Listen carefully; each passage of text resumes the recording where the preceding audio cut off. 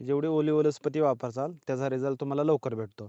4 बोट जर त्यावेळेस वनस्पती घ्यायची, चेचायची, वरचा कव्हर टरफल काढायचं त्याच्या वरचा, त्याचा काढा करायचा आणि त्याच्यामध्ये सुंठेसोबत किंवा कोमट झाल्यानंतर मधासोबत ही वनस्पती घ्यायची.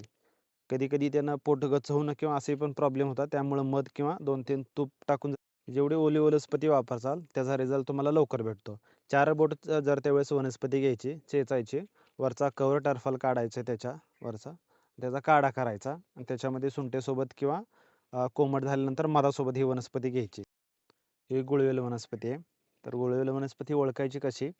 तर लिंबाच्या झाडावरती, बोरीच्या झाडावरती चढणारी वेलवर्गीय वनस्पती आहे. त्याचं सायंटिफिक नाव टिनोस्पोरा कार्डिफोलिया आहे. तर वनस्पती बघताना कधी हे ज्या देठामध्ये असा कर्व असतो आणि असे बदाम शेप पानं गडद हिरव्या रंगाची असतात. थोडीशी पांढऱ्या पांढरट मागच्या बाजूने असतात. हे कडवट असते वनस्पती. तरच ती औषधी गुणांनी भरपूर असते. कधी पण वनस्पती घेताना लिंबाच्या झाडावरती घ्यायची. तर हे औषधी अ, या वनस्पतीचा उपयोग ज्यावेळेस ओलसर आपण वापरतो त्यावेळेस ह्याचे फायदे खूप असतात. तर सांधेदुखी असो किंवा आमवात, संधिवात, पोटविकार असो किंवा पित्ताचे विकार आणि हाडांचे विकार ह्याच्यामध्ये खूप उत्कृष्ट याचा फायदा होतो. ह्या वनस्पतीचा काढा घ्यायचा. त्याचबरोबर ह्यानं इम्युनिटी खूप मजबूत होते.